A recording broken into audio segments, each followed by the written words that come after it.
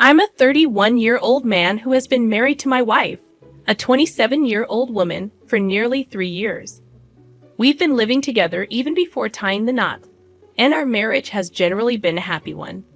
I've never questioned her loyalty because I've never had a reason to. We've had our fair share of disagreements, but nothing extreme. I was confident that if my wife were ever unhappy, she would communicate it to me. So it hit me like a ton of bricks when I stumbled upon a series of overly friendly messages on her phone one day. Her phone was on the dining table, and I had picked it up to bring it to her bedroom as she had requested. A notification lit up the screen, and I couldn't help but glance at it. There were messages from someone named Kara, and they were of a highly personal nature. I didn't know anyone named Kara, and the nature of those texts immediately raised my suspicions. I brought her the phone in the bedroom, and when she opened it, she asked if I had seen her notifications. I lied and said no, but she mentioned that it was just a notification for a kid's game, and that she felt embarrassed I had seen it. I assured her that I hadn't seen anything and left her to her phone. However, I couldn't help but study her expressions because my doubts were now eating at me. She continued to text Kara with a smile on her face, which only fueled my unease. Unable to shake off my suspicions, I eventually left the room and told her I'd be sleeping in the living room, citing some work I needed to finish. She didn't even look up from her phone when I grabbed a pillow and headed to the couch. Restlessness consumed me as I couldn't stop thinking about those messages and the worst-case scenarios that were playing out in my mind. I had never considered the possibility that she would cheat on me, but now I had my doubts. I let it go that night, but the nagging feeling persisted. I began checking her phone whenever the opportunity arose. I needed to put my mind at ease to know the truth. I wanted desperately for it to be untrue.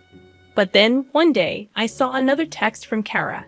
It contained a time and place, along with nicknames and emojis that resembled a date plan. I knew I should have confronted her, but I was so furious about her potentially ruining our seemingly perfect marriage that a simple confrontation didn't feel like enough. Instead, I decided to go to the specified place at the designated time.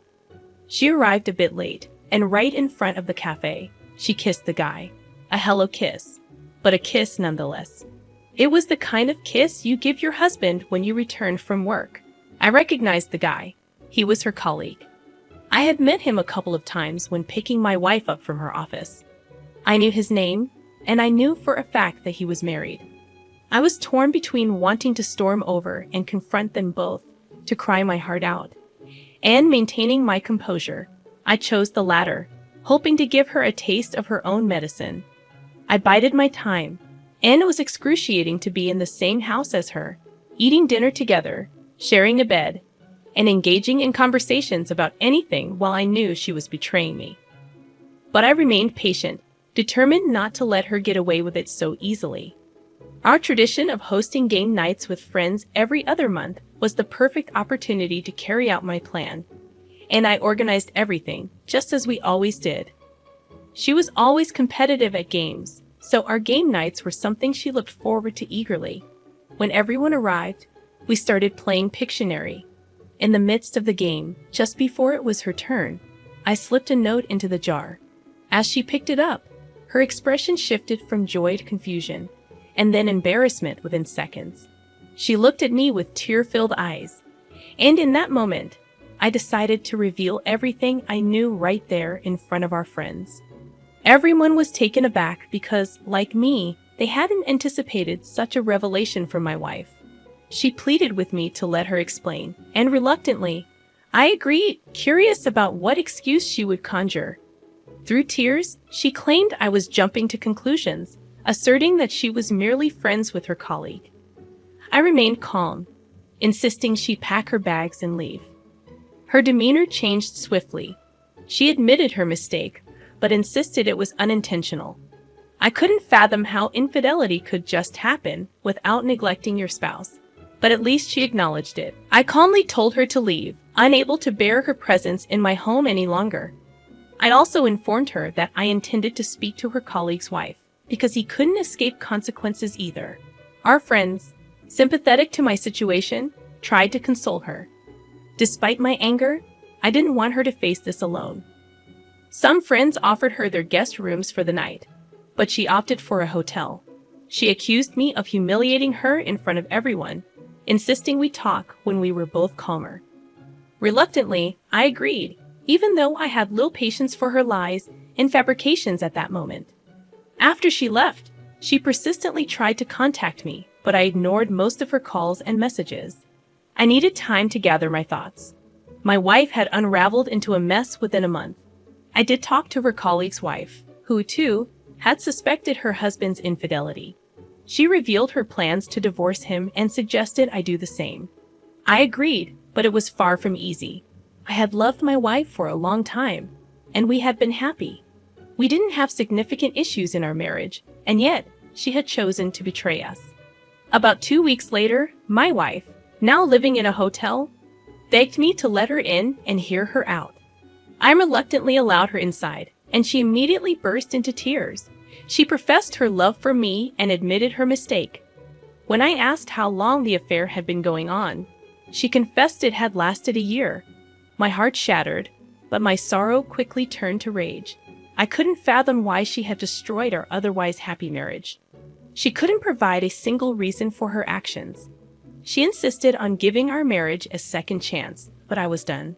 I told her to leave and not to contact me for a while. I needed time to think, to sort through the chaos she had caused. It's been 6 months since I asked my wife to leave. We've met a couple of times since, during which she apologized profusely, begging me not to divorce her. I was torn because I still loved her deeply. Ending our marriage was the right thing to do after her betrayal, but I couldn't find it in myself to move forward. Our marriage was in limbo. We lived separately, hardly speaking. I knew I had to end it officially because I couldn't trust her anymore. The trust I had once placed in her was irreparably shattered. She kept assuring me she wouldn't repeat her mistake, urging me to trust her again. I was considering giving her another chance when I received an email from her colleague's now ex-wife. She claimed my wife and her ex-husband were still in contact. I desperately hoped she was wrong, hoping my wife couldn't be that cruel. I asked my wife to meet, and, as usual, she began with apologies. I confronted her about her ongoing communication with the man she had the affair with. She hesitated, and in that moment I knew the truth. I urged her to be honest, and she confessed they had spoken when he was going through his divorce. She insisted they were just friends, but the little trust I had left vanished. With that admission, I realized I could never trust her again. There was no point in staying in a marriage where trust and unconditional love were lost. I informed her to expect divorce papers soon. She could take anything she still had in the house. Despite her tears and pleas, there was no other option. I felt a strange mix of relief and sadness, relieved to finally end the turmoil, but saddened by the loss of what was once a loving relationship. Thankfully, we didn't have children. It made the process a little less painful. She left quietly, and although I didn't care if she went back to that man, I needed to let her go to move on with my life. I should be informed beforehand and not find out when I walk through the door. I expressed my concerns, feeling unsettled about the situation. My wife seemed dismissive, telling me I was overreacting and that my brother needed a place to stay temporarily. The next day, I decided to have a conversation with my wife about boundaries. I explained that while I understood she wanted to help my brother, I needed to be part of the decision-making process, especially when it involved our home. She countered, saying that it was just a temporary situation, and I shouldn't make a big deal out of it. I insisted that communication and mutual respect were essential in our relationship, and that decisions like these should be made together. As the discussion continued, my wife became defensive, insisting that she was just being supportive and didn't see the need for my involvement. I emphasized the importance of boundaries in maintaining a healthy marriage and family dynamic. We talked through our concerns, trying to find a compromise that respected both our relationship and my brother's situation. In the end, we agreed that in the future, we would discuss such matters before making decisions that affected our home life. While my initial reaction might have been perceived as an overreaction, the conversation allowed us to establish clearer boundaries and strengthen our communication as a couple. I firmly believed that I should have been the one to decide whether my brother stayed over. He had no right to call my wife and intrude without my consent. I insisted that he should have waited for my call, and I planned to talk to him about it in the morning. However, my wife brushed off my concerns, telling me to grow up and accept that he was always welcome in our home. Now my wife is furious with me, and I find myself stuck with my brother in the house, unsure of how long he'll be staying until he figures out his life. Already having 2 teenagers, I felt overwhelmed having another person, especially my adult brother, residing with us. I stood my ground, believing that he shouldn't be here, but my wife remained upset with me. Am I the jerk for asserting that she shouldn't have picked up my brother and allowed him to stay at our house? Update. I don't believe it makes me a bad person to think that an 18-year-old should be independent and not rely on family support. I expect the same for my children. They are supposed to have a job and save money to move out after graduating from high school. If they go to college, they can stay, but they are expected to pay for it themselves and contribute a small amount in rent. My wife doesn't agree with this and believes our children can stay as long as they need. I'm trying to help her see reason. As a child, I was never taken to zoos, museums, or out to eat. I went to a public school and wasn't allowed to participate in sports or activities due to financial constraints. I had to get a job as soon as I could. My parents were 16 when they had me, and even when they got older and had more money, I still didn't receive the opportunities my brother had. My brother received the best, while I got nothing. It's time for him to stand on his own. Yes, my children enjoyed activities like going to the zoo, parks, and museums, as well as participating in sports. However, those privileges were for my kids, not my brother. I couldn't understand why my wife would include him in these experiences. My brother has always regarded her as another mother, so I had to share her with him. Last night, when I got home from work, everyone was preparing for dinner. After the meal, I asked my kids to go to their rooms so I could talk to my brother and wife. I questioned my brother about his presence and why he felt the need to involve us instead of dealing with his issues independently. He explained that he needed to escape his home environment. He had just discovered that his girlfriend had cheated on him and was planning to leave. She blamed him for not marrying her or having a baby, which she desired deeply. I told my wife that what she wanted wasn't unreasonable and that my brother was being immature. I argued that if he could live with his girlfriend, he could marry her. My wife countered, saying that not everyone wants to be married and have children at such a young age, reminding me that he was an adult who needed to grow up. I expressed my displeasure with them making decisions without me and explained that this situation could have been resolved the next morning. There was no need for anyone to drive 2 hours or run away from home. I inquired when my brother planned on leaving, and he informed me that his girlfriend was moving out by Sunday, after which he would go back home. He still had 2 months left on the lease, so he intended to look for a smaller place to move into. I shared my reservations about him staying for that extended period, but my wife defended him, insisting he was my brother and a few days wouldn't hurt anyone. Reluctantly, I agreed, although I made it clear that I didn't like it. I felt cornered and uncomfortable with the situation, but I didn't want to make a bigger issue out of it. I still believed he needed to go home and deal with his problems independently. My brother thanked me, and we parted ways. My wife and I continued to discuss the matter, both feeling discontented with one another. "You're the jerk," she said. "He's an adult." Then another person chimed in, "Or are you leaving out a ton of info? You have some minor points. I don't like people staying at my house either, but it isn't just your house, and it's family. You didn't specify that there was a horrible drama or anything. Your post comes off as controlling and unpleasant." The discussion continued, with varying opinions. Some believed I was in the wrong, while others saw my point of view. It was clear that this situation had caused tension between my wife and me.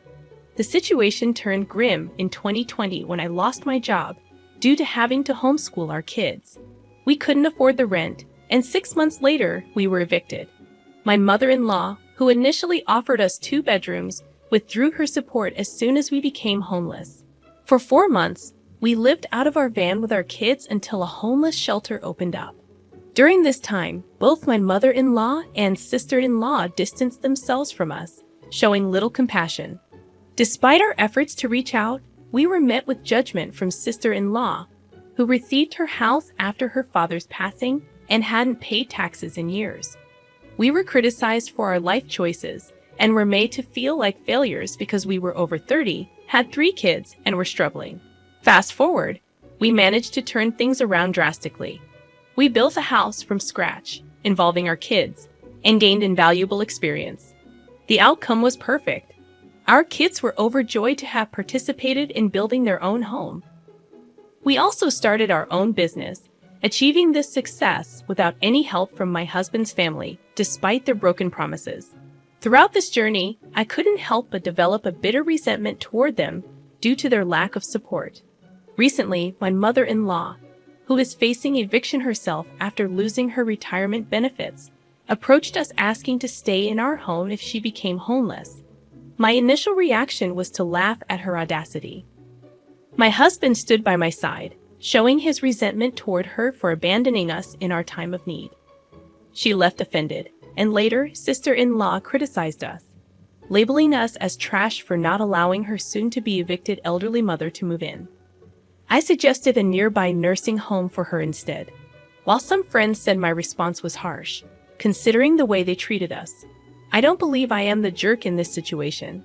Their lack of support when we needed it has created a chasm, and I find it hard to extend a helping hand now.